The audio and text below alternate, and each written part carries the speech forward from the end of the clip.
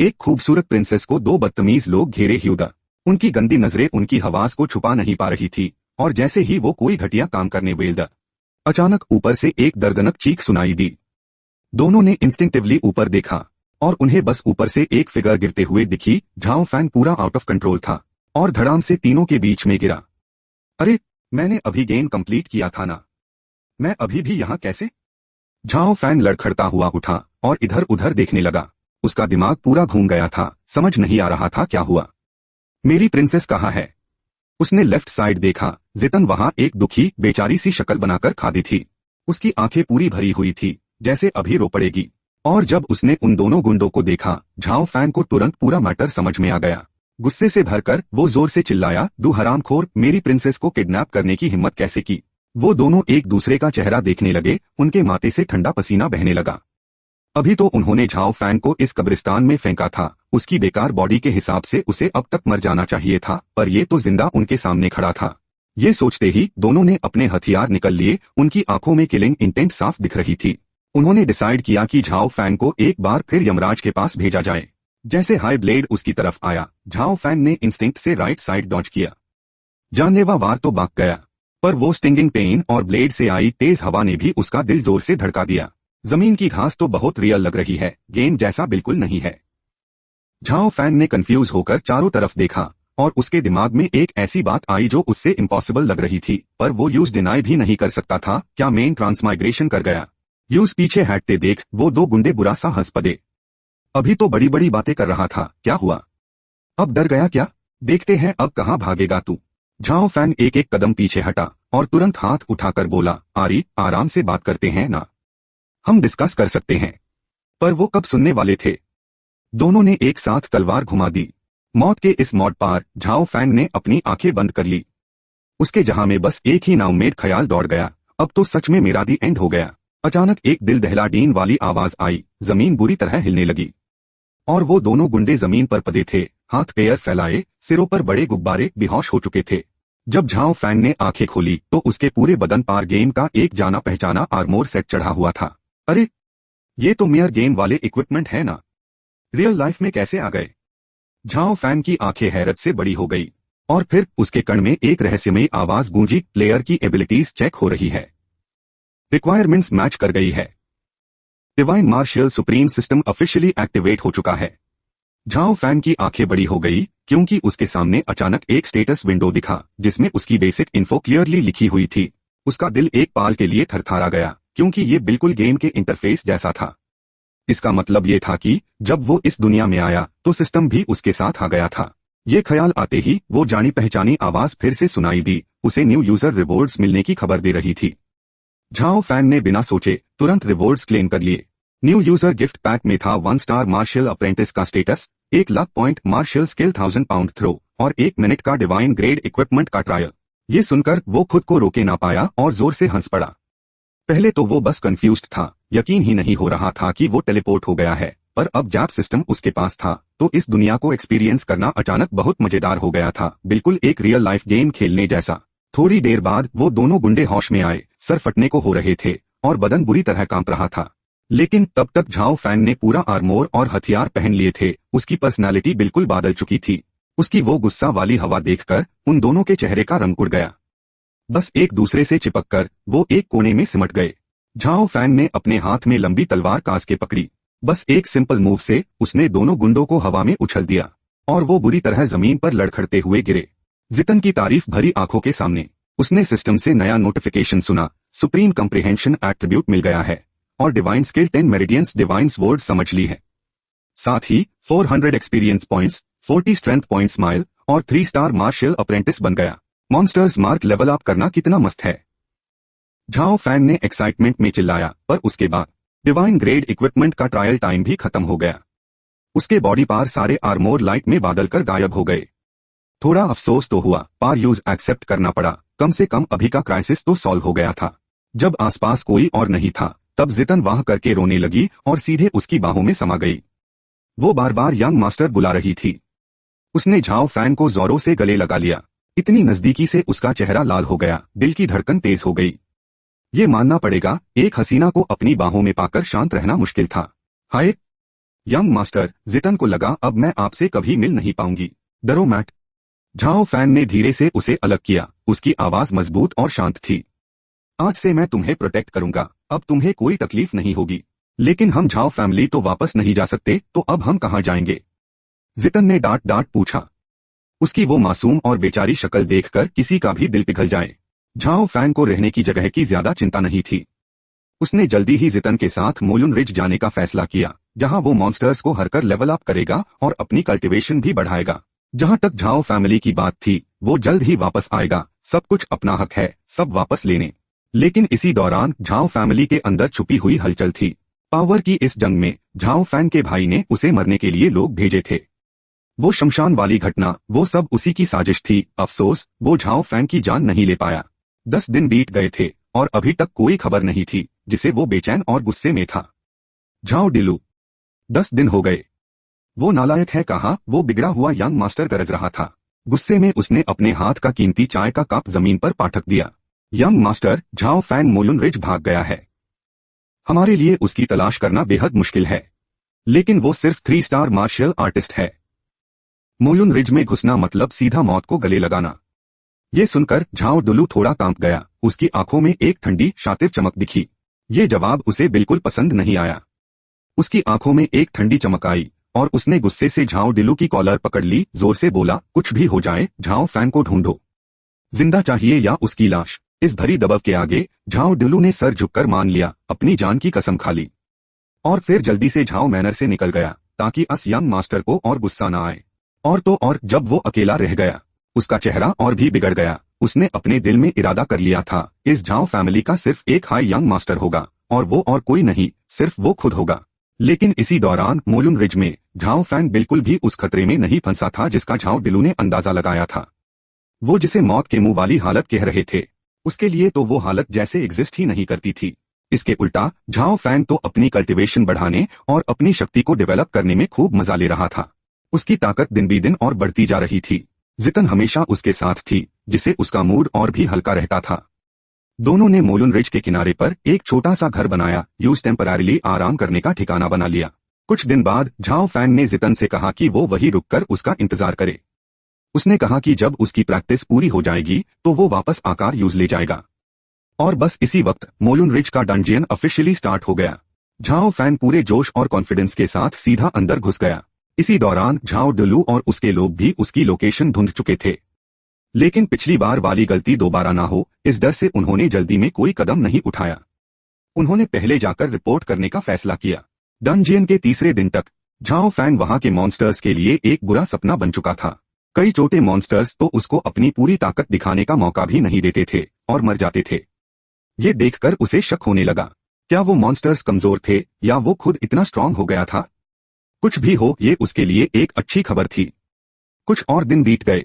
7वें दिन तक Zhao fan ने ना जाने कितने अजीबोगरीब मॉन्स्टर्स का सामना किया, जैसे ग्रीन हेडेड ओमिनस टाइगर, पॉइड scale ghost cloud, 5 coloured brocade pheasant, 3 hooked poisonous barbarian scorpion और स्पीयर टॉप्ड रेड एप। वो सब उसके लिए कीमती एक्सपीरियंस पॉइंट्स द, जो उसे लगातार लेवल अप करने में मदद कर रहे थे। झाओ फैन लगातार अपनी divine skill 10 meridian divine sword का इस्तेमाल कर रहा था, मॉन्स्टर्स को मार रहा था और उसकी लेवल भी तेजी से बढ़ रही थी। 10वें दिन तक वो और हाई लेवल मॉन्स्टर्स का सामना करने लगा, जैसे ब्लैक बैक सिल्वर वुल्फ। 10 दिन की प्रैक्टिस के बाद वो अपनी डिवाइन स्किल का इस्तेमाल करने में और भी माहिर हो चुका था। सिर्फ एक 10 मरीडियन डिवाइन स्वॉर्ड अटैक अस वुल्फ को एक पाल में खत्म कर देने के लिए काफी था। उससे 900 experience points, 90 true energy points और 90 डिवाइन स्किल कल्टीवेशन पॉइंट्स माए। इस वक्त Zhao fan level 9 martial disciple बन चुका था। उसकी ट्रेनिंग स्पीड से वो बहुत खुश था। उसको लगा कि जल्दी ही वो मार्शियल मास्टर लेवल पे पहुंच जाएगा और तब वो झाओ फैमिली वापस जाएगा, सारे पुराने दुश्मनों से हिसाब बराबर करने। उस दिन जब वो एक्सपीरियंस ग्राइंड कर रहा था, झाओ फैन को एक खास मौका मिला। सिस्टम ने बताया कि आगे एक अनमोल ट्रेजर है, उसको मिस मत करना। बिना किसी देरी के उसने जल्दी से कुछ छोटे मॉन्स्टर्स को खत्म किया। फिर डायरेक्शन फॉलो करते हुए उसकी आंखों के सामने एक मैजिकल हर्ब दिखी, जो हल्की सी चमक रही थी। झाओ फैन की आंखें सर्च लाइट की तरह चमक उठी। उसने सिस्टम से पूछा, अगर मेन आईएससी खा लूं तो कितने एक्सपीरियंस पॉइंट्स मिलेंगे? लेकिन जैसे ही वो आगे बढ़ा, एक और वार्निंग आ गई जिसने उसके सपनों पर पानी फिर दिया। झाओ फैन का लेवल अभी बहुत कम है, वो martial grade treasure 7 spirit treasure herb use नहीं कर सकता। सिस्टम ने सजेस्ट किया, कि इस ट्रेजर को सुप्रीम कॉइन्स में बादल दे। उसके दिल में अफसोस तो था, पर ये सोचकर कि सुप्रीम कॉइन्स मिल जाएंगे तो मेहनत बेकार नहीं जाएगी, झाओ फैंग ने ये ऑफर मान लिया। कम से कम हालात इतने खराब नहीं थे कि वो उम्मीद ही छोड़ दे। कम से कम झाओ फैंग सिस्टम में पॉइंट्स रिडीम करके कुछ सेल्फ डिफेंस आइटम्स तो खरीद ही सकता था। ये सोचकर उसने तुरंत सामने वाली मैजिकल हर्ब कॉर्ड ली। लेकिन जैसे ही उसने उसे तोड़ा और यूज कैश में कन्वर्ट करता, एक नया मैसेज आ गया, बॉस लेवल बीस्ट मिला है, 3 हेडेड ब्लैक प्रोफाउंड लायन। अरे मुझे मेरा ट्रेजर उठाने दो ना। झाओ फैंग ने मन ही मन में कंप्लेन किया, पूरा गुस्सा भरा था उसमें। लेकिन जैसे ही उसने अपने पीछे एक ठंडी और खतरनाक प्रेजेंस फील की, वो तुरंत समझ गया कि कुछ तो गड़बड़ है। और जैसे ही वो मुड़ा, झाओ फैंग सामने के खौफनाक ऑरा से हिल गया। एक बहुत बड़ा मॉन्स्टर वहां खड़ा था। उसका चेहरा एक पहाड़ जैसा, गर्दन पर 3 डरावने सार थे और उनकी आंखों में खून दिख रहा था। उसको लगा कि अगर वो बीस्ट बस अपना पैर उठा ले तो वो यूज पाउडर बना देगा। इतने पावरफुल दुश्मन के सामने सबसे स्मार्ट डिसीजन क्या था? बिना सोचे समझे भागो। झाओ फैंग तुरंत पैलथा और भागने लगा, कोशिश कर रहा था कि उससे सेफ डिस्टेंस बना ले। दूर जाने के बाद ही वो रुका, अपनी तलवार निकाली और उसकी आंखों में डिटर्मिनेशन आ गई। तो क्या हुआ अगर सामने 3 हेडेड ब्लैक प्रोफाउंड लायन है? उसको भी मेरा 10 मरीडियन डिवाइन स्वॉर्ड का स्वाद चखना पड़ेगा। तलवार की रोशनी हवा को चीरती हुई निकली, लेकिन बॉस लेवल बीस्ट सच में उन छोटे मॉन्स्टर्स जैसा नहीं था। झाओ फैंग अटैक कर रहा था और डॉज भी कर रहा था, अपने आप को हिट होने से बचा रहा था। लेकिन वो बस इतना ही कर पा रहा था कि उसकी थोड़ी सी हेल्थ कम कर सके। वो डैमेज बहुत ही कम था। दूर से देखने पर 3 हेडेड ब्लैक प्रोफाउंड लायन को तो जैसे कुछ हुआ ही नहीं था, वो तो और भी खतरनाक हो गया था। अब झाओ फैंग को सच में डर लगने लगा था। अगर वो ऐसे ही लड़ता रहा तो पैरों टेल ना कुचला जाए, पर थककर तो गिर ही जाएगा। ये सोचकर उसने अपनी तलवार वापस रख ली। 36 स्ट्रैटेजम्स में भागना ही सबसे बेस्ट ऑप्शन है। झाओ फैंग सर नीचे करके भागने लगा, पीछे देखने की हिम्मत नहीं थी। पीछे 3 हेडेड ब्लैक प्रोफाउंड लायन अब भी उसका पागलपन से पीछा कर रहा था। उसके बड़े कदमों से उनके बीच की दूरी कम होती जा रही थी। जब हालात सबसे खतरनाक थे, सिस्टम ने अचानक एक मैसेज दिया, कुछ लक पॉइंट्स यूज करके इस जानलेवा खतरे से भाग सकते हो। बिना सोचे समझे झाओ फैंग तुरंत मान गया। जैसे ही उसने लक पॉइंट्स यूज करने का कंफर्म किया, एक बाल जितनी पतली स्वॉर्ड एनर्जी अचानक आसमां से नीचे गिरी और 3 हेडेड ब्लैक प्रोफाउंड लायन का रास्ता रोक दिया। एक साया हल्का सा जमीन पर उतरा। वो एक खूबसूरत लड़की थी, रेड ड्रेस में, जिसका फिगर बहुत ग्रेसफुल था। उसके मूवमेंट्स ऐसे थे जैसे कोई परी जमीन पर उतरी हो। लेकिन जो स्वॉर्ड अटैक अभी हुआ था, वो इतना शार्प और डिसाइसिव था कि डर लग जाए, बिल्कुल उसकी सॉफ्ट अपीयरेंस से मैच नहीं करता था। ओए दुष्ट जानवर, अपनी जान दे दे, लड़की ने जोर से चिल्लाया। उसी पाल 3 हेडेड एक्सयूएन बीस्ट का ध्यान झाओ फैंग से हटकर पूरा उस लड़की पर आ गया। गुस्से में आग बबूला होकर उसने अपने तीनों सर ऊंचे उठाए। एक ऐसी दहद मारी की जमीन भी कांप उठी। कमजोर दिल वाले तो कब के डर से कांप जाते, पर वो लाल ड्रेस वाली लड़की तब भी शांत खादी थी। उसके हाथ में लंबी तलवार लगातार घूम रही थी और हर बार से एक्सयूएन बीस्ट डिफेंसिव हो रहा था। आखिर में अस मॉन्स्टर ने समझ लिया कि वो उसका मुकाबला नहीं कर सकता और पीछे मुड़कर भाग गया। झाओ फैंग एक तरफ खड़ा, ये सब देखकर हैरान था। इतनी खूबसूरत और इतनी पावरफुल लड़की कहां से आई है ये? उसके दिल में एक ख्याल चमक उठा, काश ऐसी लड़की मेरी पत्नी बन जाए, कितना अच्छा होगा। और अफसोस, ये जुनू जल्दी ही झाओ फैंग को महंगा पड़ने वाला था। वो 3 हेडेड एक्सयूएन बीस्ट असल में भगा ही नहीं था, बल्कि चुपके से वापस घूम आया और सीधा उस लिंगजी की तरफ लपका। उसने मुंह खोला और जोर से काटकर उस कीमती दवा को पूरा का पूरा निगल लिया। झाओ फैंग की सारी मेहनत पाल भर में बर्बाद हो गई। लाल ड्रेस वाली लड़की ने भी ये देखा। उसने झट से एक तेज एनर्जी से भरा पाम अटैक किया और 3 हेडेड एक्सयूएन बीस्ट को दूर फेंक दिया। पर अब बहुत देर हो चुकी थी। 1000 साल पुरानी लिंगजी निगलने के बाद मॉन्स्टर के शेर में तेजी से बदलाव आने लगा। उसकी पावर बढ़ती गई और उसकी डराने वाली शक्ति से पूरी जगह कांप उठी। झाओ फैंग अब और चुप नहीं रह पाया। वो डर के मारे चिल्लाया, ये इवॉल्व कर रहा है, जल्दी रोको इसे। सच तो ये था, उससे बताने की जरूरत ही नहीं थी। उस लड़की की ताकत और अनुभव के चलते किंग क्वन पहले ही खतरे को भाप चुकी थी। एवोल्यूशन पूरा होने से पहले ही उसने अपने सबसे डेडली अटैक को अनलीश किया। Myriad swords return to origin. तलवार की रोशनी एक होकर एक चमकते हुए लाल प्रकाश में बादल गई, जैसे कसम खाली हो कि शिकार की जिंदगी का रास्ता पूरी तरह काट देगी। धूल और धुआं धीरे धीरे छंट गया और एक्सयूएन बीस्ट की शक्ल सामने आई। वो खत्म होने की बजाय पहले से भी ज्यादा खतरनाक हो गया था। उसके 4 भयानक सर ऊंचे थे। उसकी आंखों में अजीब सी पर्पल रोशनी चमक रही थी और चारों तरफ कत्ल का इरादा फैला हुआ था। किंग क्वन को जबरदस्त झटका लगा। वो बुरी तरह से हवा में उछलकर जमीन पर गिर पड़ी, उसकी लंबी तलवार भी हाथ से छूट गई। वो मॉन्स्टर गुस्से में दहक रहा था। उसने जोर से जमीन पर पैर मारा, जमीन कांप उठी और फिर सीधा उसकी तरफ लपका। किंग क्वान वही पड़ी थी, मुश्किल से हिल पा रही थी। उसका शेर जवाब दे चुका था।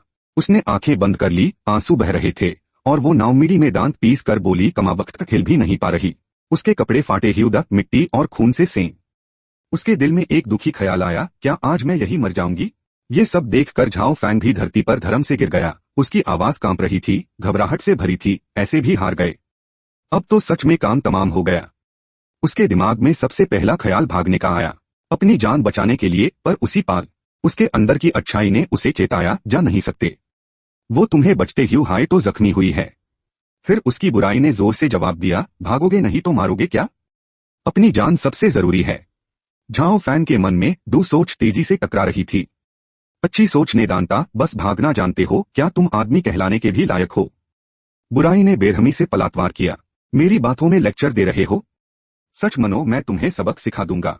दोनों तरफ से इतनी बहस हुई कि उन्होंने उसके दिमाग में ही लड़ाई शुरू कर दी, छुपी हुई चालों से लेकर चुपके से वार तक, जिसे झाओ फैन डर के मारे पीला पड़ गया। अब उसकी पेशेंस खत्म हो गई थी। वो गरजा, सबके सब चुप हो जाओ। सिस्टम ने तुरंत नोटिफाई किया, कैर ब्लैक एक्सयूएन बीस्ट्स का अटेंशन सक्सेसफुली अट्रैक्ट हो गया है। झाओ फैन को अचानक रियलाइज हुआ, कुछ तो गड़बड़ है। वो मॉन्स्टर पहले किंग क्वान को खत्म करने वाला था, पर अब उसने पलटकर झाओ फैन को घूरना शुरू कर दिया। उसका दिल बैठ गया और वो डिस्पेयर में बोला, खत्म, इस बार तो सच में काम तमाम होने वाला है। ये सोचते ही झाओ फैन ने कुछ और नहीं सोचा, नाक और आंसू बहते हुए वो पैलथा और भाग गया। चिल्लेट ह्यू, मारे पास मत आना। ब्लैक एक्सयूएन बीस्ट गरजा और बेड कदम उठाकर उसके पीछे भागा। हर कदम जमीन पर जैसे किसी बड़े हथौड़े से लग रहा था। जैसे ही वो उस पर झपटने वाला था, सिस्टम फिर से बोला, system activated, 10 veins divine sword protect master. System activate होते ही वो मॉन्स्टर झाओ फैंग के बिल्कुल पीछे आ चुका था। मौत और जिंदगी के बीच झाओ फैंग पलट गया। उसके हाथ चेस्ट पार क्रॉस द और उसके पूरे बदन से चाकाचौंध करने वाली गोल्डन रोशनी फूट पड़ी। वो फियर्स एनर्जी सीधी अस बॉस की तरफ शूट हुई। एक कण फाड़ दीन वाला धमाका हवा में गूंजा, धूल और धुएं ने सब कुछ ढांक लिया। जब सब शांत हुआ, ब्लैक एक्सयूएन बीस्ट जमीन पर शांत पड़ा था, मोशनलेस। झाओ फैंग वही खड़ा, हैरानी से सब कुछ देख रहा था, दिल में सवालों का तूफान, क्या ये मर गया? मैं इतना पावरफुल कब बन गया? सिस्टम ने तुरंत नोटिफिकेशंस की लाइन लगा दी, कॉन्ग्रेट्स होस्ट, एक 4 हेडेड पर्पल एक्सयूएन लायन को मार दिया है। 100,000 experience points, 10,000 true force points, 1010 veins divine sword proficiency मिली है। झाओ फैन के माथे पर 8 सितारे एक एक करके चमके। Congratulations player Zhao Fan, continuous 7 levels up, current level 8 star martial master. Congratulations player Zhao Fang, upgrade 10 veins divine sword, अब 3 वेन्स डिवाइन स्वॉर्ड यूज कर सकते हो। झाओ फैंग वही खड़ा था जहां जमीन पर इक्विपमेंट और पैसे बिखरे थे और उसके कानों में लगातार नोटिफिकेशंस गूंज रहे थे। Congratulations player Zhao Fang, mysterious lucky box activated, 5 veins divine sword killing formation मिली है, प्रैक्टिस करना है। Congratulations player Zhao Fang, cosmic grade की best martial technique golden lion roaring heaven technique मिली है, प्रैक्टिस करना है। Congratulations player Zhao Fang, spirit core मिला है, level 1 tier 4 headed purple Xuan lion core collect करना है क्या? झाओ फैंग ने ऊपर देखकर जोर से हंसा और सोचा, डू की लड़ाई में तीसरे का फायदा। इन कल्टिवेटर्स का सारा सामान अब मेरा हुआ। उसके बाद ही एक गोल्डन लायन का इल्यूजन दिखा, एकदम majestic. Golden lion roaring heaven technique successfully practised, 4 headed purple Xuan lion core officially acquired. सब कुछ होने के बाद झाओ फैंग को अचानक याद आया, अरे हाँ, 7 स्पिरिट ट्रेजर लिंगस ही तो अभी तक लिया ही नहीं। वो जल्दी से स्पिरिट हर्ब्स के ध्येय के पास भागा और तोड़ते हुए खुद से बोला, इनफ कलेक्ट कर लूं तो सुप्रीम कॉइन्स में एक्सचेंज कर पाऊंगा। उसके बोलते ही उसके हाथ में से स्पिरिट हर्ब्स धीरे धीरे गायब हो गए और सिस्टम ने नोटिफाई किया, transaction successful. Congratulations player Zhao Fang, 903 supreme coin smile है। उसके हाथ में सिर्फ लिंगस ही की रूट्स बची थी। झाओ फैंग ने यूज कैजुअली पीछे फेंक दिया और हैरानी से बुदबुदिया, सुप्रीम कॉइन्स राउंड फिगर में क्यों नहीं है? उसने बिल्कुल ध्यान नहीं दिया कि पीछे कोई कमजोरी से कर रहा था और हेल्प मांग रहा था। सिस्टम फिर से एक्टिवेट हुआ। प्लेयर जैब सिस्टम को ट्रेजर बेचता है तो 10% ट्रांजैक्शन फी के रूप में डिडक्ट होगा। झाओ फैंग ने अपना सर खुजाया और सोचा, लगता है कुछ भूल गया। किंग क्वान बिना हिले दुले पड़ी थी, उसका चेहरा नीला पीला पड़ा था, आंखें आधे खुली थी और वो ऊपर देख रही थी और उस पर तो स्पिरिट हर्ब की रूट्स भी गिर गई थी। वो आगे बढ़ने की कोशिश कर रही थी, पूरी ताकत लगाकर चिल्लाई, वो स्टुपिड। झाओ फैन वही खड़ा एक एक चीज गिन रहा था जो उसने की थी। टेक्निक तो प्रैक्टिस कर ली, बीस्ट कोर भी कलेक्ट कर लिया, लिंगसी भी एक्सचेंज हो गया, तो अब और क्या बचा है। तभी एक खूनी हाथ बढ़ा और झाओ फैन की टांग कास के पकड़ ली। वो डर के मारे सेफ्ट पैड गया, उसकी आंखें फटी रह गई। और तभी किंग एक्सयूएन की कमजोर मदद की पुकार गूंज उठी। और इस वक्त झाओ फैन की रूह कांप उठी और वो चिल्ला उठा, भूत है। पता नहीं कैसे उसने एक जोर की किक मारी और अपने ख्याली भूत को उड़ा दिया, जबकि किंग एक्सयूएन तो पहले से ही बुरी तरह जख्मी थी। यूज एक और किक लगी और वो वहां बेजान सी पड़ी रह गई। तभी झाओ फैन को धीरे से एहसास हुआ कि कुछ तो गड़बड़ है। वो पैल था, एक टहनी से उसे हल्के से छुआ और बदबदाया, कहीं मर तो नहीं गई। करीब जाकर गौर से देखा तो पता चला कि सांस चल रही है। और तभी यूज किंग एक्सयूएन का चेहरा और साफ दिखाई दिया। उसकी आंखें चमक उठी और वो मन ही मन बोला, कितनी खूबसूरत है। इतनी हसीन लड़की इस सूने जंगल में मर जाए, कितने अफसोस की बात है। झाओ फैन ने तुरंत सिस्टम से पूछा कि क्या कोई जान बचाने वाली दवा है। उसके सामने कई अनमोल चीजें दिखी, जैसे केओस ग्रीन लोटस फ्रूट और जिनसेंग पीच, पर दाम तो हौश उड़ाडीन वेल्दा।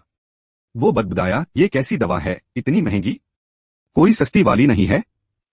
जब वो और स्क्रॉल करने लगा, एक दवा दिखी जिसका दाम सिर्फ एक सुप्रीम कॉर्न था। झाओ फैंग ने खुशी से उसे तुरंत चुन लिया, मन ही मन बोला, ये दवा भी ठीक हाई लग रही है, पहले सबसे सस्ती वाली उसे करते हैं। कहीं ठीक होके भाग गई तो क्या होगा। उसने दवा किंग एक्सयूएन की छाती पर रखी, अपनी इनर पावर लगाकर नीचे दबाया और धीरे से हुक्म दिया, आयसी निकल जा। दवा बॉडी में जाते ही तुरंत असर दिखाया और उसके जख्म धीरे धीरे भरने लगे। जख्मी जगहों से हल्की रोशनी निकल रही थी और उसके पैरों के जख्म भी तेजी से ठीक हो गए। किंग एक्सयूएन का चेहरा धीरे धीरे गुलाबी होने लगा और उसने अपनी आंखें धीरे से खोली। उसकी आंखों के सामने पहला नजारा झाओ फैंग का शैतानी मुस्कुराहट वाला चेहरा था। उसने बिना कुछ कहे अपना हाथ उठाया और एक जोर का थप्पड़ जात दिया। गुस्से से बोली, तू कमीना बदमाश। झाओ फैंग थप्पड़ से चक्कर खा गया, वही डांग रह गया और गहरी सांस लेकर बोला, नेकी का फल यही मिलता है। तभी किंग एक्सयूएन ने अपना पेट पकड़ते हुए अपनी हालत समझी और हिचकिचते हुए पूछा, क्या तुमने मुझे बचाया।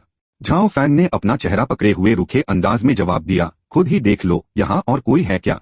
न्यू किंग एक्सयूएन ने जल्दी से कहा, मुझे बहुत अफसोस है, मैं क्वांजी सेक्ट की ट्रू डिसाइपल हूँ और क्वांजी सेक्ट लियांग किंगडम के 3 बेड सेक्ट्स में से एक है। इस जान बचाने के एहसान का बदला तुम जैसा चाहो मैं वैसा करूंगी। ये सुनकर झाओ फैंग अचानक करीब आया, उसके कंधे पर हाथ रखा, अपना सर तिरछा किया और शैतानी अंदाज में पूछा, सच में कुछ भी। न्यू किंग एक्सयूएन ने तुरंत उसका हाथ हटा दिया। उसकी आवाज में थोड़ी घबराहट थी पर वो फिर भी यकीन से बोली, ऑफ कोर्स। वो और करीब झुका, उसके चेहरे पर एक कॉन्फिडेंट स्माइल थी, तो मुझे तुमसे एक चीज चाहिए। ये बात सुनकर किंग एक्सयूएन के गाल लाल हो गए, उसकी आंखों में घबराहट थी। क्या क्या। झाओ फैंग की आंखें चमक उठी, वो एक एक लफ्ज दोहरता हुआ बोला, मैं चाहता हूँ तुम मेरी बीवी बनो। उसकी बात खत्म होते ही ताप की आवाज के साथ एक और थप्पड़ उसके गाल पर पड़ा और किंग एक्सयूएन गुस्से से बोली, तू तो बस सपना देख। उसने अपना सीना थामकर एकदम से खादी हो गई, उसकी आवाज गुस्से से कांप रही थी, चाहे कोई बचाने ना आए, चाहे मैं यही मर जा, पर तुम जैसे बेशरम इंसान से मैं कभी शादी नहीं करूंगी। झाओ फैंग का चेहरा एकदम से गहरा हो गया, उसकी आंखों में अंधेरा छा गया और उसकी धीमी आवाज में धमकी थी, क्या सच में तुम्हें मेरी मदद नहीं चाहिए। सुना है इस मोलून रिज में बेहिसाब डिमोनिक बीस्ट्स है और उन्हें इंसानी गोश्त का स्वाद बहुत पसंद है। न्यू किंग क्वैन के दिमाग में तुरंत वो मंजर घूम गया जहां वो डिमोनिक बीस्ट से गिरी हुई थी और उनके ठंडे दांत उसके बिल्कुल करीब थे। उसका चेहरा पीला पड़ गया था, डर साफ झलक रहा था। झाओ फैंग ने ये देखा तो मौके का फायदा उठाया और उसे और डराने लगा। उस वक्त तुम्हारी बॉडी के टुकड़े टुकड़े कर दिए जाएंगे और तुम्हारे प्योर शेयर को नोच नोच कर पहचाने लायक भी नहीं छोड़ेंगे। ये कहकर झाओ फैंग पलटकर चला गया, बस एक ठंडी बात छोड़ गया, ओए छोटी लड़की, मेरे पास इतना टाइम नहीं कि मैं यहाँ तुम्हारे साथ मौत का इंतजार करूं। तभी जंगल में एक गहरी दहाड़ गूंज उठी, जैसे कि अनदेखी आंखें ताक रही हो, खून की प्यासी। न्यू किंग क्वैन डर के मारे कांप उठी, उसने अपने आप को कांस के पकड़ लिया, उसके होंठ सेफ्ट पैड गए थे और वो हिचकिचते हुए चिल्लाई, मैं सहमत हूँ, बस इसी बात का तो इंतजार था। झाओ फैंग फौरन भागकर उसके सामने आ गया, उसका चेहरा एक्साइटमेंट से लाल हो रहा था, तुम सच कह रही हो। न्यू किंग क्वैन ने शर्म से सर झुका लिया, उसकी आवाज इतनी धीमी थी कि मुश्किल से सुनाई दे रही थी, मैं सहमत हूँ तुम्हारी पत्नी बनने के लिए। झाओ फैंग जोर से खुश होकर हंसने लगा, हा हा हा हा, फाइनली बीवी मिल गई, अब अकेलापन खत्म। उसका गर्व से भरा चेहरा देखकर न्यू किंग क्वैन ने दांत पीस कर मन ही मन कोसा, ये कमीना, बस थोड़ी देर और खुश हो ले, जब मैं रिकवर करूंगी तब तुझसे हिसाब लूंगा। वो पैल था और बेड सीरियस तरीके से बोला, मेरी प्यारी बीवी, तुम्हारे पति का नाम झाओ फैंग है, मैं यिशुई सिटी के झाओ फैमिली का यंग मास्टर हूँ। तुम्हारा नाम क्या है? घर में और कोई है क्या? म्यू किंग क्वैन ने भ्रूण चढ़ाकर जवाब दिया, मेरा नाम म्यू किंग क्वैन है, मेरा कोई परिवार नहीं है, गुरुजी ने मुझे पाला है। झाओ फैन ने अपना हाथ उसके कंधे पर रखा और मुस्कुराते हुए तसल्ली दी, फिक्र मत करो, आज के बाद मैं ही तुम्हारा परिवार हूँ। म्यू किंग क्वैन चुपचाप उसे देख रही थी, उसका दिल थोड़ा सा पिघल गया, ये बंदा इतना भी बुरा नहीं लगता, क्या आईएससी बाद में माफ कर दूं? तभी झाओ फैन ने 3 उंगलियां उठाई जैसे कसम खा रहा हो और बोला, ताकि कोई डाउट ना रहे, एक काम करो, तुम मार्शल वर्ल्ड के हेवनली दाओ की कसम खाओ। अगर हेवनली दाओ की शाट लग गई तो तुम पीछे नहीं हट सकती। म्यू किंग क्वैन का चेहरा फौरन काला पैट गया, उसके दिमाग में बस एक ही बात थी, आईएससी जिंदा नहीं छोड़ूंगी। पर उसके हाथ अब भी अपनी ड्रेस को कास के पकड़े ह्यूदा और वो मन ही मन खुद को समझा रही थी, मैं यहाँ मर नहीं सकती। अचानक आसमां में बिजली चमकने लगी और गरजने की आवाज आई।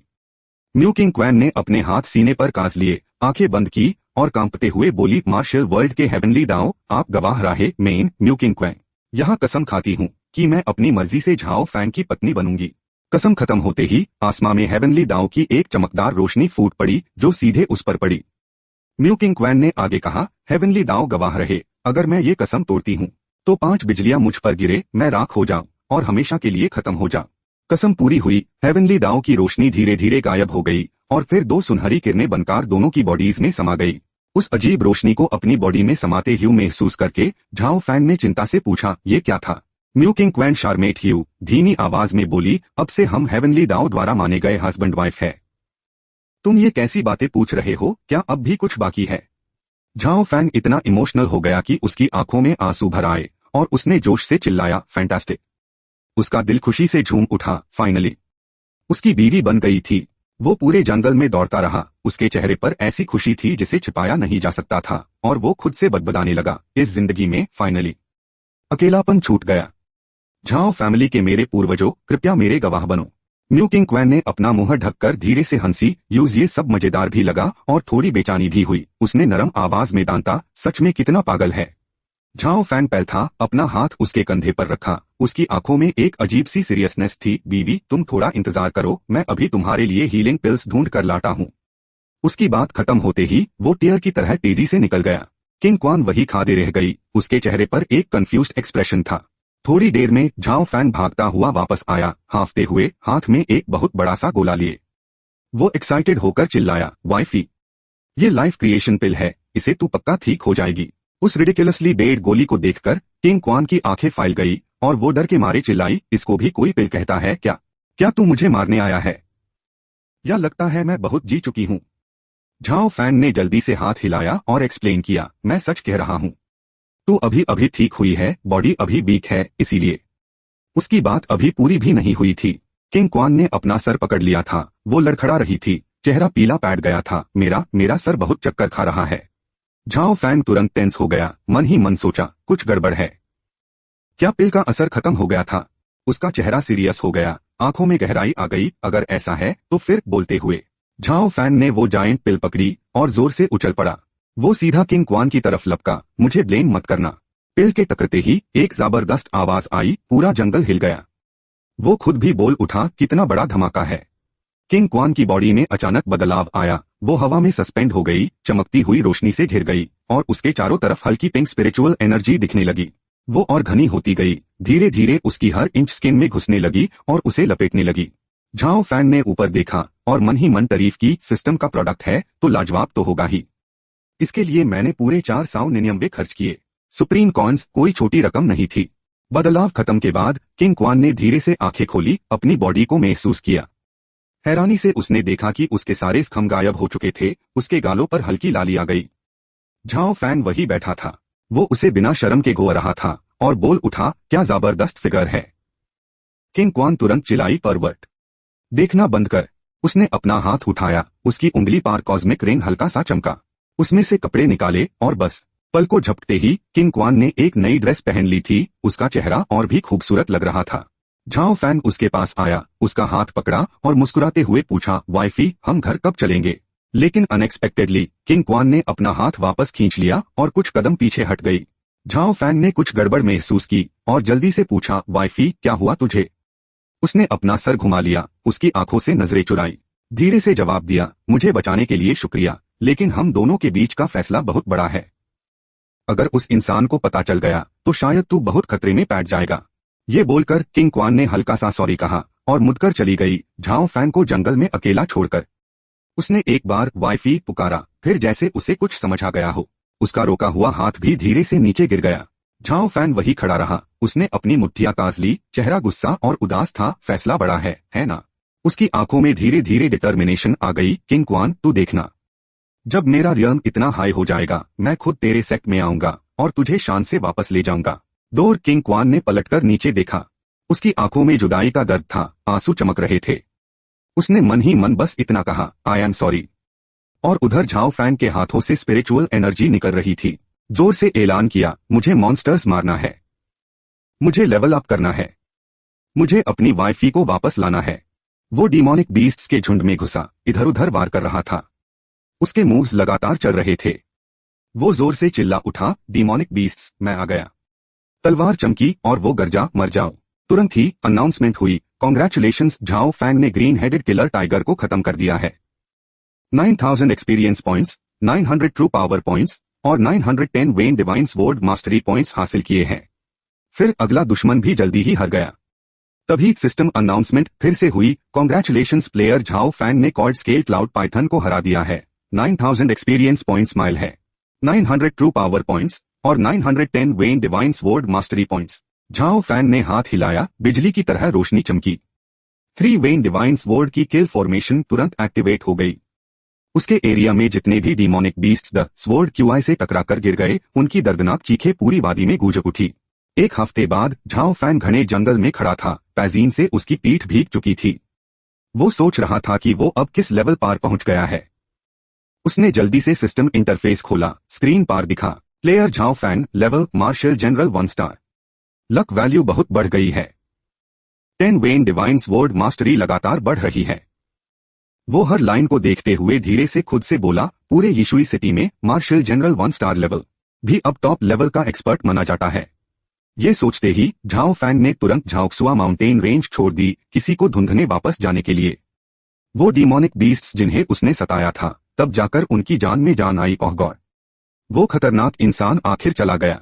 जब वो वुडन हट के सामने पहुंचा, झाओ फैंग जोर से चिल्लाया, यंग मास्टर जीशान, मैं अपनी ट्रेनिंग से वापस आ गया हूँ। लेकिन जैसे ही दरवाजा खुला, अंदर का नजारा देखकर उसका दिल बैठ गया। घर टूटा फूटा था, सामान इधर उधर बिखरा पड़ा था और लड़ाई के निशान अभी तक मिटा नहीं थे। झाओ फैंग ने घबराकर जोर से पुकारा, जीशान। उसके अंदर से किलिंग इंटेंट उफान पड़ी और एक बुरा अनुभव उसके मन में जाग उठा। तभी उसके पीछे से कुछ आवाज आई। झाओ फैंग ने तेजी से पलटकर देखा। झाओ एक्सयूएन के आदमी हथियार लिए खड़े थे। मुस्कुराते हुए बोले, क्या बात है, हालत खराब हो गई ना, छोटे कमीने, आखिर तुम सामने आ ही गए। झाओ फैंग पूरा पलट गया, उनकी तरफ घूम गया। दिलू ने बोलना शुरू किया, जीत के अंदाज में, हम यहाँ 10 दिन से भी ज्यादा वक्त से छुप कर बैठे थे, सिर्फ तुम्हारा इंतजार कर रहे थे। आज तुम पक्का मारोगे। बगल वाले ने कहा, उसका सर काटकर यंग मास्टर एक्सयूएन के पास ले चलो, पक्का बड़ा इनाम मिलेगा। अचानक झाओ फैंग के अंदर की स्पिरिचुअल एनर्जी आग की तरह भड़क उठी। उसने भारी आवाज में पूछा, जीशान कहाँ है? किसी ने जवाब नहीं दिया। सब एक साथ उस पर टूट पड़े, चिल्ले, ठियू, जहन्नुम में जाकर पूछ। झाओ फैंग ने गुस्से में दहक दी, उसकी आंखों में रोशनी चमक रही थी। वो वही खड़ा रहा, एकदम शांत। उसने अपने हाथ कास कर पकड़े और 10 वेन डिवाइन स्वॉर्ड का वार किया। स्वॉर्ड क्यूआई तेजी से सब तरफ फैल गई, तबाही मचाते हुए।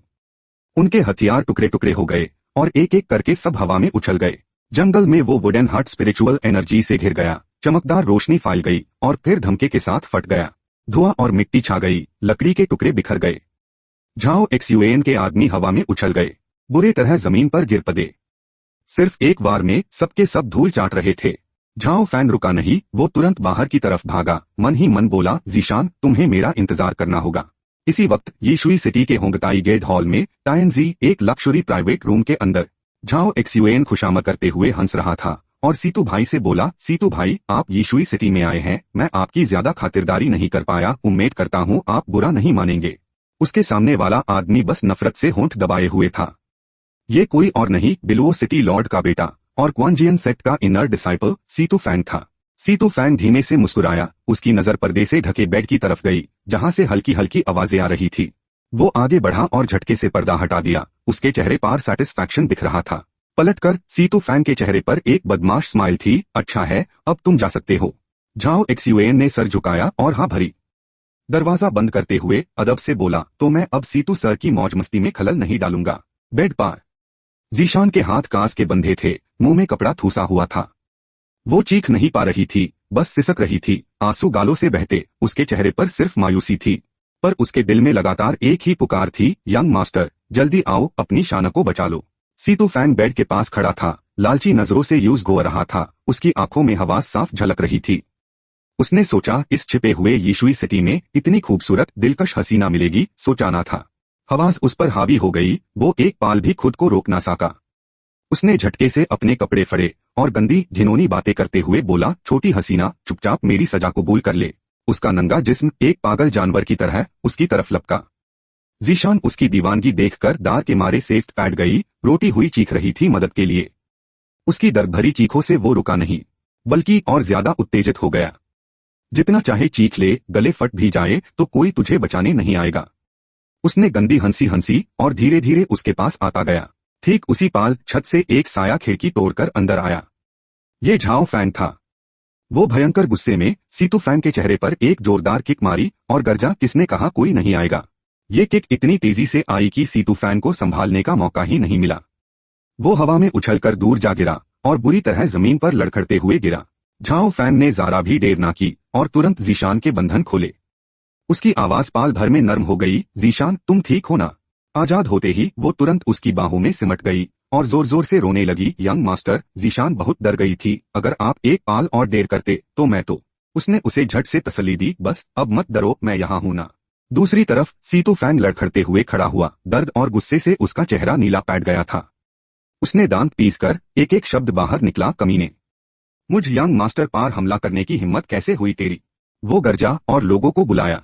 तलवार लिए उसके कई चमचे तुरंत कमरे में दौड़कर आए, उसके पीछे खड़े होकर गलियां बकने लगे, तू जैसे तुच्छ लोग यहाँ गड़बड़ करने की हिम्मत कैसे करते हो, अपनी मौत को बुला रहे हो। झाओ फैंग ने जीशान को अपने पीछे खींच लिया, यूज बचते हुए। उसकी ठंडी नजर सब पर घूमी, आवाज गहरी पर खूनी थी, 3 गिनने तक, सब यहाँ से निकल जाओ। ये सुनकर सीतू फैंग का गुस्सा और भड़क उठा। उसने झाओ फैंग की तरफ उंगली की और हुक्म दिया, इसको मार डालो।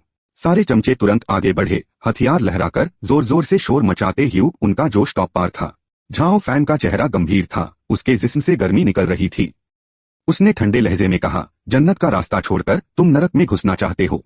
जैसे ही वो करीब आए, उसने अपनी शक्ति इकट्ठी की और अपना डेडली मूव चला, गोल्डन लायन रोर स्किल। ताकत एक पाल में फट पड़ी और उसने सभी चमचों को हवा में उछल दिया। वो लोग बुरी तरह जमीन पर इधर उधर बिखर गए। जीशान उसके पीछे खादी थी, ये देखकर डांग रह गई। उसने हैरानी से कहा, यंग मास्टर आप इतने शक्तिशाली कब हो गए। ये तारीफ सुनकर झाओ फैंग का चेहरा थोड़ा नर्म हो गया। उसने आधे मजाक और आधे सच में हेस्ट हुए कहा, स्ट्रॉन्ग नहीं बनूंगा तो तुम्हें प्रोटेक्ट कैसे करूंगा। सीतू फैंग ने देखा कि उसके सारे आदमी पिट चुके हैं, फिर भी उसके चेहरे पर डर का कोई निशान नहीं था, बल्कि उसके होठों पर एक हल्की सी मुस्कुराहट आई, बस इतनी सी ताकत और चला है मेरी यंग मास्टर के काम बिगड़ने। उसके बोल खत्म होते ही उसने अपना डेडली मूव चला, थंडरिंग पान। गरजते हुए बिजली के गोले उसकी हथेली से निकले और सीधे उन दोनों की तरफ लपके। झाओ फैंग तुरंत जीशान के सामने आ गया और उस गरजती हुई बिजली को देखकर उसका चेहरा गंभीर हो गया। उसने तेजी से अपने हाथों से मुद्रा बनाई और 10 मरीडियन डिवाइन स्वॉर्ड चलाया। एक और भी ज्यादा खौफनाक ताकत उसके साथ फट पड़ी। उसने सीधा सारी बिजली को तबाह कर दिया और उसी पाल जवाबी हमला किया, जिसे सीतू फैंग बुरी तरह जख्मी होकर जमीन पर गिर गया, दर्द से करा रहा था। उससे पलटने का मौका दिए बिना झाओ फैंग एक एक कदम उसकी तरफ बढ़ा और एक पैर से उसे जमीन पर दबा दिया। उसकी आवाज ठंडी और बीजान थी, अपनी मौत खुद चुन ले। उससे अभी तक डर का मतलब पता ही नहीं था। वो अपनी फैमिली का नाम लेकर धमकने लगा, तू मुझे मारने की सोच भी कैसे सकता है। मैं बिलवो काउंटी सिटी के लॉर्ड का बेटा हूँ। मेरी जान ली तो क्या तुझे झाओ फैमिली के बर्बाद होने का डर नहीं। पर उसकी आंखों में तो सिर्फ बेपनाह गुस्सा था। उसका पावर एक झटके में फट पड़ा। उसने अपनी हरकत रोकी, पर उसका इरादा कत्ल करने का था। मेरी फैमिली बर्बाद हो जाए तो भी कोई फर्क नहीं, पहले मैं तुझे मारूंगा, बाकी बातें बाद में देखी जाएंगी। उसका हाथ सीधा उसके माथे की तरफ बढ़ा। तब जाकर उसे सच्चे डर का एहसास हुआ। वो घबराकर चीखा, रुक जाओ, मैं जानता हूं इसके पीछे किसका हाथ है। और उसकी बात का असर हो गया। उसका हाथ उसके माथे से 1 इंच भी दूर नहीं था, बस वही रुक गया। झाओ फैंग के चरण तरफ फैली उस कत्ल की हवा ने उसे कांपने पर मजबूर कर दिया, जैसे चन्नी। ठंडे पसीने से उसका पूरा जिस्म भीग गया था, जैसे उसकी सारी ताकत खत्म हो गई हो। अपनी जान बचाने के लिए उसने जल्दी से कहा, पहले आप यीशुई सिटी के नंबर 1 जीनियस द पर किसी मिस्टेरियस शख्स ने आपको बुरी तरह जख्मी कर दिया और तब से आप बेकार हो गए, यहाँ तक आ गिरे। मिस्टेरियस शख्स सुनते ही वो तुरंत उसके पास झुका। उसकी आवाज धीमी और ठंडी थी, साफ साफ बता, वो आदमी कौन था? दू फैंग का चेहरा नील पैट चुका था, वो याद करते हुए कांप रहा था। अब और कुछ छुपाने की हिम्मत नहीं थी। वो आदमी और कोई नहीं, चेन किशन है, बिलुओ सिटी के चेन फैमिली का सबसे ताकतवर शख्स। ये सुनकर वो हैरान रह गया, चेन किशन? मेरी झाओ फैमिली का तो उससे कोई दुश्मनी नहीं थी, फिर उसने मुझ पर इतना बुरी तरह वार क्यों किया? दू फैंग ने घबरा कर बताया, क्या आपको नहीं पता? साल पहले झाओ फैमिली में एक ऐसा जीनियस पैदा हुआ था जिसका नाम पूरे लियांग नेशन में गूंजा था।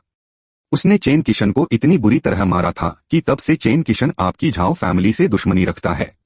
उसके दिमाग में तुरंत वो तस्वीर घूम गई जहां चेन किशन अस जीनियस के सामने कमजोर बैठ गया था। गुस्से में था पर हिम्मत नहीं थी टक्कर लेने की, और इसलिए उसने अपनी सारी नफरत उस पर निकल दी थी।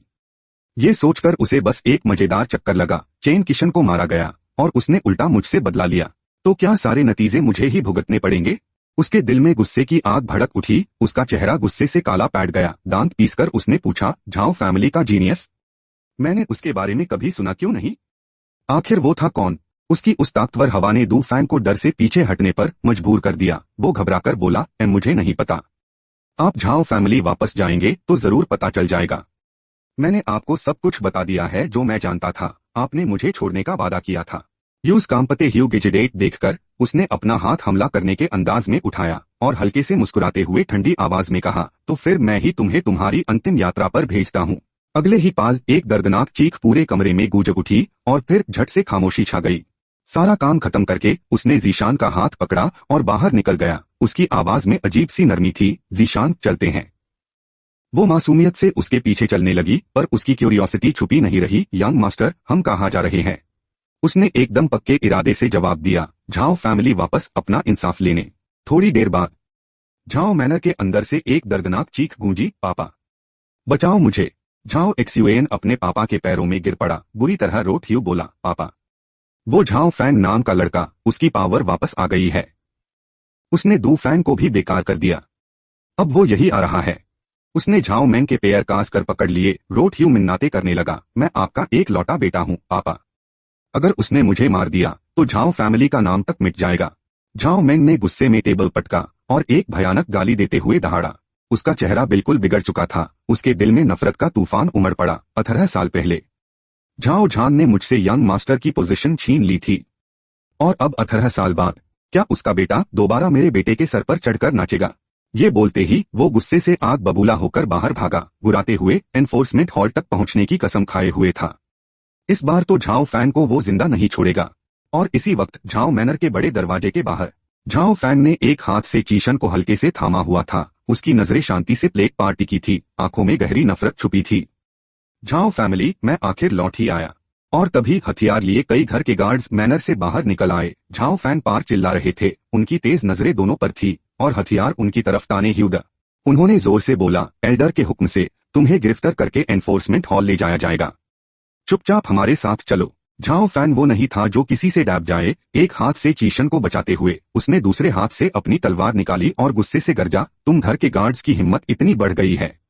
एक जबरदस्त औरा उसके शेर से फट पड़ी। तेज हवा चलने लगी। उसकी आवाज और भी ठंडी हो गई, सब के सब यहाँ से दफा हो जाओ।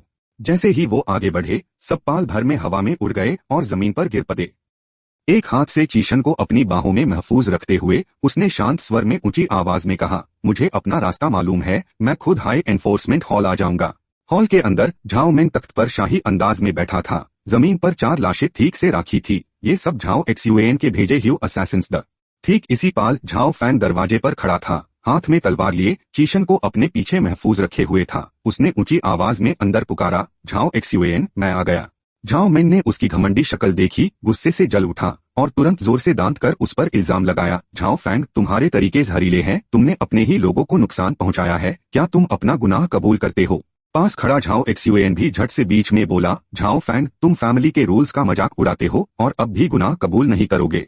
दोनों की बात खत्म होते ही झाओ फैंग का चेहरा गंभीर हो गया। उसके होंठों पर हल्की सी हंसी आई, एक बीजाटी भरी मुस्कुराहट, और उसने ताने मारते हुए कहा, गुनाह कबूल करूं।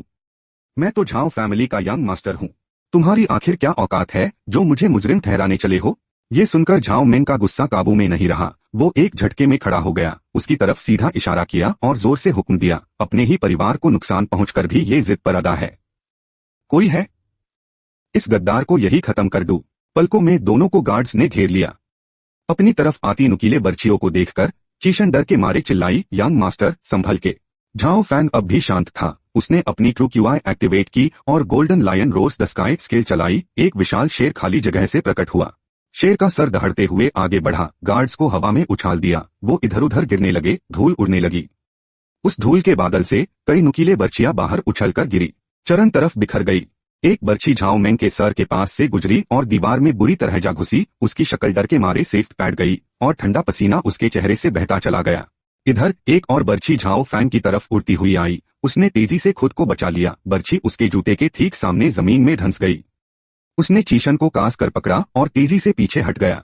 बची हुई बर्छियां अब भी हवा में इधर उधर उड़ रही थी। सामने की हालत देखकर झाओ फैंग ने तुरंत पीछे मुड़कर चीशन को बोला, बाहर मेरा इंतजार करना। उसका चेहरा चिंता और डर से भरा था, पर उसने हल्के से हाँ कहा और बाहर चली गई। तभी झाओ मेंग का चेहरा गुस्से से बिगड़ गया। वो अपनी तलवार लिए सीधा उसकी तरफ लपका, मुंह से बदजुबानी करते हुए, छोटे जानवर, आज मैं तुझे अपने हाथों से खत्म करूंगा। झाओ फैंग की नजरें ठंडी हो गई। उसने तलवार घुमाई और एक जबरदस्त तलवार की रोशनी निकली जिसने झाओ मेंग के हमले को रोक दिया। उसने बीजाटी भरे स्वर में कहा, तुम्हारी अभी उतनी औकात नहीं हुई।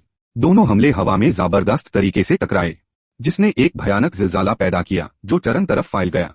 टेबल और कुर्सियां टूटने और गिरने की आवाजें लगातार आ रही थी। टेबल के पीछे छुपा झाओ एक्सयूएन डर के मारे चिल्ला उठा, ये लड़का इतना खूंखार कब से हो गया? वो कांपते हुए अपनी नजरें दूसरी तरफ की जंग पर डाली। उसके माथे से पसीना तापक रहा था, फिर भी वो अपनी उत्सुकता रोक नहीं पाया। कौन जीतेगा और कौन हारेगा, नतीजा सबके सामने धीरे धीरे साफ होता जा रहा था। झाओ मेंग के जिस्म पर दरारें पैट गई थी, खून तेजी से बहने लगा। वो डर के मारे कुछ बोल ना पाया। उधर झाओ फैंग एकदम सीधा बेखौफ खड़ा था और ठंडी नजरों से उसकी तरफ देखकर बोला, तुझ जैसे मामूली इंसान की बड़ों की बीजाटी करने की हिम्मत कैसे हुई? इस गुनाह की सजा मौत है, इसमें कोई रहम नहीं। जैसे ही वो जमीन पर गिरा, सिस्टम से तुरंत अनाउंसमेंट आई, कांग्रेचुलेशंस प्लेयर झाओ फैंग, आपने 3 स्टार मार्शल जनरल झाओ मेंग को हरा दिया है। आपको 30,000 एक्सपीरियंस पॉइंट्स माइल है। इसके साथ ही आपको 3000 ट्रू फोर्स पॉइंट्स और 3010 मरीडियन डिवाइन स्वॉर्ड प्रोफिशिएंसी भी मिली है। ये सब सुनकर झाओ फैंग को काफी सुकून मिला। अच्छा खासा फायदा हुआ था, मतलब ये सफर बेकार नहीं गया। झाओ एक्सयूएन एक कोने में छुपा था, डर के मारे उसने तो पजामे में ही पेशअप कर दिया था। उसकी टांगें कांप रही थी और वो हुकलाते हुए बोला, झाओ झाओ फैंग। वो भागकर झाओ फैंग के पैरों पर गिर गया, रोट ह्यू मिन्नत करने लगा, मुझे तुम्हें फंसना नहीं चाहिए था, प्लीज मुझे जाने दो, मैं सच में अपनी गलती मान चुका हूँ। झाओ एक्सयूएन की ये घटिया हरकतें झाओ फैंग को बर्दाश्त नहीं हुई। उसने जोर से लात मारी और गुस्से में बोला, कायर आदमी। किसी ने सोचा भी नहीं था कि उस एक लात से ही झाओ एक्सयूएन ने खून युगलकर वही दम तोड़ दिया। सिस्टम नोटिफिकेशन में दिखा, झाओ एक्सयूएन मर चुका है, उसकी उम्र सिर्फ 2 चैप्टर की थी। ये लाइन 2 बार रिपीट हुई। सिर्फ इतना ही नहीं, अगली नोटिफिकेशन ने तो सबको चौंका दिया, एक बेकार इंसान को मारने पर 300 एक्सपीरियंस पॉइंट्स काट लिए जाएंगे। ये मैसेज फ्लैश होते ही झाओ फैंग का चेहरा गुस्से से एकदम काला पैट गया। वो जोर से चिल्लाकर बोला, क्या किसी को मारने पर एक्सपीरियंस पॉइंट्स भी क्यों टेंश? उसके अंदर का गुस्सा फूट पड़ा। उसके सारे गुस्से का शिकार कोई और नहीं बल्कि जमीन पर बेजान पड़ा झाओ एक्सयूएन हाय था। झाओ फैंग यूज घुन से मारता और लाते चलाता रहा और गालियां देता रहा, ये बेकार इंसान मरकर भी नियर 300 एक्सपीरियंस पॉइंट्स खा गया। और वो चेन किशन, वो मुझ पर अपना गुस्सा क्यों निकाल रहा है? वो रहस्यमयी झाओ सरनेम वाला शक्तिशाली इंसान कौन है? दादाजी पेट्रियार्क, उन्होंने क्या मुझे ऐसे ही धक्के खाने दिए? गुस्सा निकलने के बाद झाओ फैंग ने गुस्से में नाक से आवाज निकाली और तेजी से कदम बढ़ता हुआ वहां से निकल गया। वो चलते हुए बदबदता रहा, ये सब मुझे दादाजी से साफ साफ पूछना होगा। इधर झाओ एक्सयूएन को टॉर्चर करने के बाद अब यमराज के दूतों का उसको ले जाने का वक्त आ गया था। जाने से पहले वो फिर भी कंप्लेन करता रहा, सिर्फ 2 बार दिखा और मेरा इतना बुरा हाल कर दिया। थोड़ी देर बाद झाओ फैंग एक कमरे के दरवाजे पर रुका। उसने धीरे से कहा, ये वो जगह है जहां दादाजी अपनी तपस्या करते हैं। कहते ही उसने दरवाजा खोला और अंदर देखते ही उसका चेहरा सेफ्ट पैट गया। कमरा धार्मिक धुएं से भरा हुआ था जो बहुत ज्यादा गहरा था। फिर भी उसने अपनी मर्यादा नहीं भूली। दरवाजे के बाहर खड़ा होकर इज्जत से झुकते हुए बोला, आपका पोता झाओ फैंग आपसे मिलने आया है दादाजी। मगर उस घने धुएं में एक लड़खड़ता सा साया दिखा। झाओ फैंग का दिल हिल गया और वो साया तेजी से जमीन पर गिर गया। वो घबराकर अंदर भागा। उसकी आवाज चिंता से कांप रही थी, दादाजी आपको क्या हुआ? उसने जल्दी से दादाजी को उठाया और बेकरारी से पूछता रहा, दादाजी आप ठीक तो है ना? इस वक्त झाओ झेंगफेंग थोड़ा बेहतर महसूस कर रहे थे। उन्होंने हल्की सी खांसी और जवाब दिया, मैं ठीक हूँ, बस मेरी पुरानी बीमारी फिर से उभार आई है। फैंग तुम यहाँ कैसे? ये देखकर कि दादाजी सच में खतरे में नहीं थे, झाओ फैंग ने तुरंत जोर से पूछा, 18 साल पहले क्या हमारे झाओ परिवार में कोई सुपर जीनियस था? ये सवाल सुनकर दादाजी का चेहरा थोड़ा बादल गया, लेकिन फिर भी उन्होंने गुस्से से दांता, बकवास, ऐसा कुछ नहीं हुआ था। तुम इसके बारे में दोबारा कभी बात मत करना। झाओ फैंग का दिल उछल पड़ा और उसने जल्दी से समझाया, आपका पोता जानबूझकर पुरानी बातें नहीं निकल रहा।